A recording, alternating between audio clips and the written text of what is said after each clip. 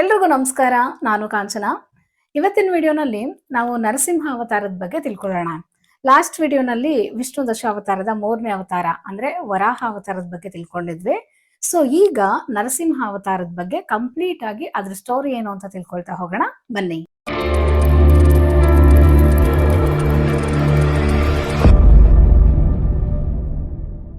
ನರಸಿಂಹ ಅವತಾರ ಇದ್ರ ಹೆಸರೇ ಹೇಳೋ ಹಾಗೆ ನರ ಅಂದ್ರೆ ಮನುಷ್ಯ, ಸಿಂಹ ಅಂದ್ರೆ ಸಿಂಹ ಅಲ್ವಾ.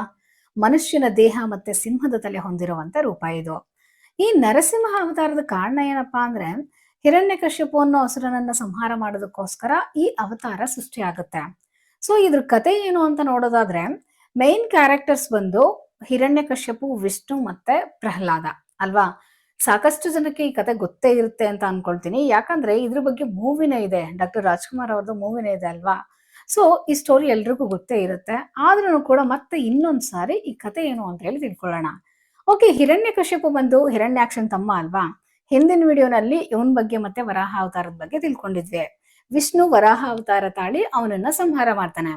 ನಂತರ ಇದೆಲ್ಲ ಆಗಿ ವಿಷ್ಣು ಅವನನ್ನ ಸಂಹಾರ ಮಾಡಿದ್ಮೇಲೆ ಈ ಹಿರಣ್ಯಾಕ್ಷನ್ ತಮ್ಮ ಆಗಿರೋ ಹಿರಣ್ಯಕಶ್ಯಪು ಏನ್ ಮಾಡ್ತಾನೆ, ವಿಷ್ಣುನ ದ್ವೇಷ ಮಾಡೋದಕ್ಕೆ ಶುರು ಮಾಡ್ತಾನೆ. ನನ್ನ ಅಣ್ಣನ್ನ ವಿಷ್ಣು ಸಾಯಿಸಿದಾನೆ, ನಾನು ಅವನನ್ನ ಸಾಯಿಸ್ಬೇಕು ಅಂತ ಹೇಳಿ ವಿಷ್ಣುನ ದ್ವೇಷ ಮಾಡೋದಕ್ಕೆ ಶುರು ಮಾಡ್ತಾನೆ. ನಂತರ ವಿಷ್ಣು ವಿರುದ್ಧ ಹೋರಾಡಿ ವಿಷ್ಣುನ ಸಾಯಿಸ್ಬೇಕು ಅಂತ ಅವನ್ಗೆ ಸಾವೇ ಬರ್ದಿರೋ ಹಂಗೆ ಮತ್ತೆ ಅವನ್ಗೆ ತುಂಬಾ ಶಕ್ತಿ ಬರ್ಬೇಕು ಅಂತ ಹೇಳಿ ಘೋರವಾದ ತಪಸ್ ಮಾಡ್ತಾನೆ. ತುಂಬಾ ಕಠಿಣವಾಗಿರೋ ತಪಸ್ ಮಾಡಿದ ನಂತರ ಬ್ರಹ್ಮದೇವ ಪ್ರತ್ಯಕ್ಷ ಆಗಿ ನಿನ್ಗೇನ್ ವರ ಬೇಕು ಕೇಳು, ನಾನು ನಿನ್ನ ತಪಸ್ಸಿಗೆ ಮೆಚ್ಚಿದೀನಿ ಅಂತ ಹೇಳ್ತಾನೆ. ಅದಕ್ಕೆ ಈ ಹಿರಣ್ಯಕಶ್ಯಪು ನನ್ಗೆ ಸಾವೇ ಇಲ್ದಿರೋ ಹಂಗೆ ಅಮರತ್ವದ ವರ ಕೊಡು ಅಂತ ಕೇಳ್ಕೊಳ್ತಾನೆ. ಅದಕ್ಕೆ ಬ್ರಹ್ಮದೇವ ಹೇಳ್ತಾನೆ, ಅಮರತ್ವದ ವರ ಎಲ್ಲ ಕೊಡೋದಿಕ್ಕಾಗಲ್ಲ, ಬೇರೆ ಏನಾದ್ರೂ ವರ ಕೇಳ್ಕೊ ಅಂತ ಹೇಳ್ತಾನೆ. ಆಗ ಈ ಹಿರಣ್ಯಕಶ್ಯಪು ಏನ್ ವರ ಕೇಳ್ತಾನೆ ಅಂದ್ರೆ, ಯಾವುದೇ ಮನುಷ್ಯರು, ಪ್ರಾಣಿಗಳು ಅಥವಾ ದೇವತೆಗಳು, ಯಾವುದೇ ಆಯುಧಗಳು ಮತ್ತೆ ಬ್ರಹ್ಮನಿಂದ ಸೃಷ್ಟಿಯಾಗಿರುವಂತ ಯಾವುದೇ ಜೀವಂತ ಮತ್ತೆ ನಿರ್ಜೀವಿ ಇದ್ಯಾವುದ್ರಿಂದನೂ ನನಗೆ ಸಾವಾಗಬಾರ್ದು.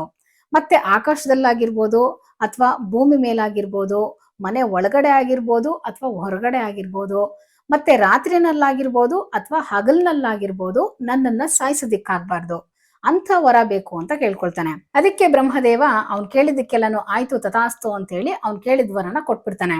ಈ ವರ ಸಿಕ್ಕಿದಾದ್ಮೇಲಂತೂ ಇವನ್ ದಬ್ಬಾಳಿಕೆ ಇನ್ನೂ ಜಾಸ್ತಿನೇ ಆಗುತ್ತೆ. ಇಂದ್ರನ್ ಮೇಲೆ ದಾಳಿ ಮಾಡ್ತಾನೆ, ಸ್ವರ್ಗಲೋಕ ವಶ ಪಡಿಸ್ಕೊಳ್ತಾನೆ. ಹಾಗೇನೆ 3 ಲೋಕಗಳನ್ನು ತನ್ನ ಕೈವಶ ಮಾಡ್ಕೊಬಿಡ್ತಾನೆ.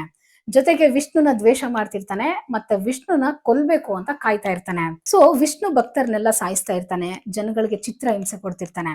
ನಾನೇ ದೇವ್ರು, ನೀವೆಲ್ರು ನನ್ನನ್ನೇ ಪೂಜೆ ಮಾಡ್ಬೇಕು, ವಿಷ್ಣುನ ಪೂಜೆ ಮಾಡಬಾರ್ದು ಅಂತ ಹೇಳಿ ಜನಗಳಿಗೆ ಚಿತ್ರ ಹಿಂಸೆ ಕೊಡ್ತಿರ್ತಾನೆ.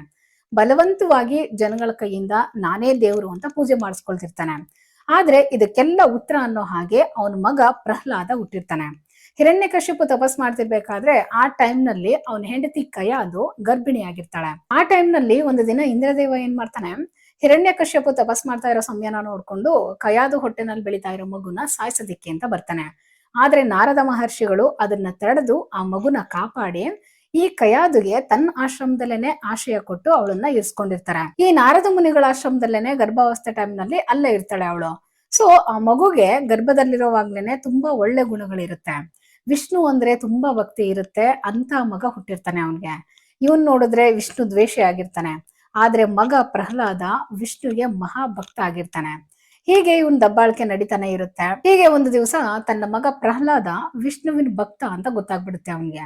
ಆ ವಿಷಯ ಗೊತ್ತಾಗಿದ ತಕ್ಷಣ ಅವನ್ಗೆ ತುಂಬಾ ಕೋಪ ಬಂದ್ಬಿಡುತ್ತೆ. ಇವನೇನೋ ವಿಷ್ಣುನ ದ್ವೇಷ ಮಾಡ್ತಿರ್ತಾನೆ, ಜನಗಳಿಗೆಲ್ಲ ನಾನೇ ದೇವ್ರು, ನನ್ನನ್ನೇ ಪೂಜೆ ಮಾಡಿ ಅಂತ ಹೇಳಿ ಬಲವಂತವಾಗಿ ಹಿಂಸೆ ಮಾಡ್ತಿರ್ತಾನೆ. ಆದ್ರೆ ಇವನ್ ಮಗನೇ ವಿಷ್ಣು ಭಕ್ತ ಆಗಿರ್ತಾನೆ. ಇದನ್ನ ನೋಡ್ಬಿಟ್ಟು ಹಿರಣ್ಯಕಶ್ಯಪಿಗೆ ತುಂಬಾ ಕೋಪ ಬಂದ್ಬಿಡುತ್ತೆ. ಆಗ ಮಗನ್ಗೆ ವಿಷ್ಣು ದೇವ್ರಲ್ಲ, ಅವನನ್ನ ಪೂಜೆ ಮಾಡ್ಬೇಡ ಅಂತ ಹೇಳಿ ಪ್ರಹ್ಲಾದನ್ ಮನ್ಸು ಚೇಂಜ್ ಮಾಡೋದಕ್ಕೆ ಅಂತ ಪ್ರಯತ್ನ ಮಾಡ್ತಾನೆ. ಆದ್ರೂ ಕೂಡ ಅವ್ರಪ್ಪ ಏನ್ ಹೇಳಿದ್ರು ವಿಷ್ಣುನೇ ದೇವ್ರು ಅಂತ ಹೇಳ್ತಾನೆ. ಕೊನೆಗೆ ಅವನ್ ತಂದೆ ಕೋಪಕ್ಕೆ ಬಲಿ ಆಗ್ತಾನೆ. ಆ ಕೋಪಕ್ಕೆ ಹಿರಣ್ಯಕಶ್ಯಪ ಏನ್ ಮಾಡ್ತಾನೆ, ತನ್ನ ಮಗ ಅಂತಾನು ಕೂಡ ನೋಡ್ದಿರಾ ಅವನನ್ನ ಸಾಯಿಸ್ಬಿಡಿ ಅಂತ ಹೇಳಿ ಆಜ್ಞೆ ಮಾಡ್ತಾನೆ. ಆಗ ಸೈನಿಕರುಗಳು ಪ್ರಹ್ಲಾದನ್ನ ಕತ್ತಿಯಿಂದ ಸಾಯಿಸ್ಬೇಕು ಅಂತ ಕರ್ಕೊಂಡು ಹೋಗ್ತಾರೆ. ಆದ್ರೆ ಆ ಕತ್ತಿಗಳು ಪ್ರಹ್ಲಾದನ್ನ ಮುಟ್ಟಕ್ಕೂ ಸಹ ಆಗೋದಿಲ್ಲ. ಆಮೇಲೆ ಸರಿ ಅಂತೇಳಿ ಆನೆಗಳ ಕಾಲಿಂದ ತುಳಸಿ ಸಾಯಿಸೋಣ ಅವನನ್ನ ಅಂತ ಕರ್ಕೊಂಡು ಹೋಗ್ತಾರೆ. ಆದ್ರೆ ಆನೆಗಳು ಅವನನ್ನ ಮುಟ್ಟೋದೇ ಇಲ್ಲ ಅವು. ನಂತರ ಸರಿ ಇವನನ್ನ ಸಾಯಿಸೋದಿಕ್ಕೆ ಬೇರೆ ದಾರಿ ಹುಡ್ಕೋಣ ಅಂತೇಳಿ ಅವನನ್ನ ಕುದೀತಾ ಇರೋ ಎಣ್ಣೆ ಬಾಂಡ್ಲಿ ಒಳಗಡೆ ಹಾಕಿ ಎಸಿತಾರೆ. ಆದ್ರೂ ಕೂಡ ಅವನಿಗೇನು ಗಾಯ ಆಗೋದಿಲ್ಲ, ಹಾಗೆ ಬದುಕಿರ್ತಾನೆ. ಸೈನಿಕರುಗಳು ಏನೇ ಪ್ರಯತ್ನ ಮಾಡಿದ್ರು ಕೂಡ ಅವನನ್ನ ಸಾಯಿಸೋದಿಕ್ಕೆ ಅವ್ರಿಗೆ ಸಾಧ್ಯನೇ ಆಗೋದಿಲ್ಲ. ಆಮೇಲೆ ಅವನ ತಂದೆ ಹಿರಣ್ಯಕಶಿಪು ಏನ್ ಮಾಡ್ತಾನೆ, ತನ್ನ ತಂಗಿ ರಾಕ್ಷಸಿ ಇರ್ತಾಳೆ ಒಬ್ಳು, ಅವಳಿಗೆ ಬೆಂಕಿ ಏನು ಮಾಡೋದಿಲ್ಲ, ಆತರ ಒಂದು ಶಕ್ತಿ ಇರುತ್ತೆ ಅವಳಿಗೆ. ಸೊ ಅವಳನ್ನ ಕರೆದ್ಬಿಟ್ಟು ಪ್ರಹ್ಲಾದನ್ನ ಸುಟ್ಟಾಕು ಅಂತ ಹೇಳ್ತಾನೆ. ಆದ್ರೆ ಆ ಬೆಂಕಿನಲ್ಲಿ ಪ್ರಹ್ಲಾದನ್ ಬದಲಾಗಿ ಆ ರಾಕ್ಷಸಿನೇ ಸುಟ್ಟೋಗ್ಬಿಡ್ತಾಳೆ. ಆದ್ರೆ ಪ್ರಹ್ಲಾದನ್ ಮಾತ್ರ ಏನು ಆಗೋದಿಲ್ಲ. ಹೀಗೆ ಸುಮಾರು ತರದಲ್ಲಿ ಅವನನ್ನ ಸಾಯಿಸ್ಬೇಕು ಅಂತ ಪ್ರಯತ್ನ ಮಾಡ್ತಾನೆ, ಆದ್ರೆ ಅವನಿಗೆ ಏನು ಆಗೋದಿಲ್ಲ. ಆಗ ಅವರಪ್ಪ ಪ್ರಹ್ಲಾದನ ಹತ್ರ ಕೇಳ್ತಾನೆ, ಅದೇಗ್ ಸಾಧ್ಯ, ಏನು ಆಗ್ತಾ ಇಲ್ವಲ್ಲ ನಿನ್ಗೆ ಅಂತ ಕೇಳ್ತಾನೆ. ಅದಕ್ಕೆ ಪ್ರಹ್ಲಾದ ಹೇಳ್ತಾನೆ, ಇದಕ್ಕೆಲ್ಲ ಭಗವಂತ ವಿಷ್ಣುನೇ ಕಾರಣ, ವಿಷ್ಣುನೇ ನನ್ನನ್ನ ರಕ್ಷಣೆ ಮಾಡ್ತಾ ಇರೋದು, ಭಗವಂತ ವಿಷ್ಣು ಎಲ್ಲಾ ಕಡೆನೂ ಇರ್ತಾನೆ ಅಂತ ಹೇಳ್ತಾನೆ ಅವನು. ಆಗ ಹಿರಣ್ಯಕಶ್ಯಪಿಗೆ ತುಂಬಾ ಕೋಪ ಬಂದ್ಬಿಟ್ಟು, ನಿನ್ ವಿಷ್ಣು ಎಲ್ಲಾ ಕಡೆನೂ ಇದಾನ, ಹಾಗಾದ್ರೆ ಈ ಅರಮನೆ ಕಂಬದಲ್ಲಿ ಇದಾನ ಅಂತ ಕೇಳ್ತಾನೆ. ಅದಕ್ಕೆ ಅವನು ಹೌದು, ಎಲ್ಲಾ ಕಡೆನೂ ಇದ್ದಾನೆ, ಕಂಬದಲ್ಲೂ ಇದ್ದಾನೆ ಅಂತ ಹೇಳ್ತಾನೆ. ಆಗ ಹಿರಣ್ಯಕಶ್ಯಪು ಆ ಕಂಬಕ್ಕೆ ಅಂದ್ರೆ ಆ ಅರಮನೆ ಕಂಬಕ್ಕೆ ವಿಷ್ಣುನ ಹೊರಗಡೆ ಬಾ ಅಂತ ಹೇಳಿ ಜೋರಾಗಿ ಹೊಡಿತಾನೆ. ಆಗ ವಿಷ್ಣು ಉಗ್ರ ನರಸಿಂಹನ ಅವತಾರದಲ್ಲಿ ಆ ಕಂಬನ ಸೀಳ್ಕೊಂಡು ಹೊರಗಡೆ ಬರುತ್ತೆ. ನಂತರ ಇಬ್ರು ಯುದ್ಧ ಮಾಡ್ತಾರೆ.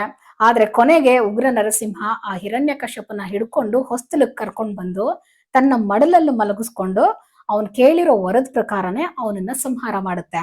ಅಂದ್ರೆ ಅವ್ನ್ ಕೇಳಿರೋ ವರದ ಪ್ರಕಾರ ಅಂದ್ರೆ ಹಗಲೂ ಅಲ್ಲ ರಾತ್ರಿನೂ ಅಲ್ಲ, ಸಂಜೆ ಸಮಯದಲ್ಲಿ, ಮತ್ತೆ ಮನೆ ಒಳಗಡೆನೂ ಅಲ್ಲ ಹೊರಗಡೆನೂ ಅಲ್ಲ, ಹೊಸ್ತಲಿಗೆ ಕರ್ಕೊಂಡ್ ಬಂದು ಮತ್ತೆ ಭೂಮಿ ಮೇಲೂ ಅಲ್ಲ ಆಕಾಶದ ಮೇಲೂ ಅಲ್ಲ, ತನ್ನ ಮಡಲಲ್ಲಿ ಮಲಗಿಸ್ಕೊಂಡು ಯಾವುದೇ ಆಯುಧಗಳನ್ನ ಬಳಸ್ತೀರಾ ತನ್ನ ಕೈ ಉಗುರುಗಳಿಂದನೇ ಅವನ ಹೊಟ್ಟೆನ ಸೀಳಿ ಅವನನ್ನ ಸಂಹಾರ ಮಾಡುತ್ತೆ. ಮತ್ತೆ ಮನುಷ್ಯನೂ ಅಲ್ಲ ದೇವ್ರು ಅಲ್ಲ ಅಂತ ರೂಪದಲ್ಲಿ ಹಿರಣ್ಯಕಶ್ಯಪ ಹೊಟ್ಟೆನ ಉಗುರುಗಳಿಂದ ಬಗೆದು ಅವನನ್ನ ಸಂಹಾರ ಮಾಡುತ್ತೆ. ಅವನನ್ನ ಸಾಯಿಸಿದ ಮೇಲೂ ಉಗ್ರ ನರಸಿಂಹ ಶಾಂತ ಆಗೋದಿಲ್ಲ, ಅಷ್ಟು ಕೋಪ ಇರುತ್ತೆ. ಆಗ ನರಸಿಂಹನ ಕೋಪನ ಪ್ರಹ್ಲಾದ ಶಾಂತಗೊಳಿಸ್ತಾನೆ. ನಂತರ ಇದಾದ್ಮೇಲೆ ಭಕ್ತ ಪ್ರಹ್ಲಾದ ಸುಮಾರು ಕಾಲ ರಾಜನಾಗಿ ಆಳ್ವಿಕೆ ಮಾಡ್ತಾನೆ. ಇಷ್ಟು ಉಗ್ರ ನರಸಿಂಹನ ಅವತಾರದ ಹಿಂದಿನ ಸ್ಟೋರಿ. ಈ ವಿಡಿಯೋ ಇಷ್ಟ ಆಗಿದ್ರೆ ಲೈಕ್ ಮಾಡಿ, ಶೇರ್ ಮಾಡಿ, ಸಬ್ಸ್ಕ್ರೈಬ್ ಮಾಡಿ. ಮತ್ತೆ ಮುಂದಿನ ವಿಡಿಯೋನಲ್ಲಿ ಇನ್ನೂ ಒಂದು ಇಂಟ್ರೆಸ್ಟಿಂಗ್ ಆಗಿರೋ ಟಾಪಿಕ್ ಜೊತೆ ಸಿಗ್ತೀನಿ. Thank you all, bye.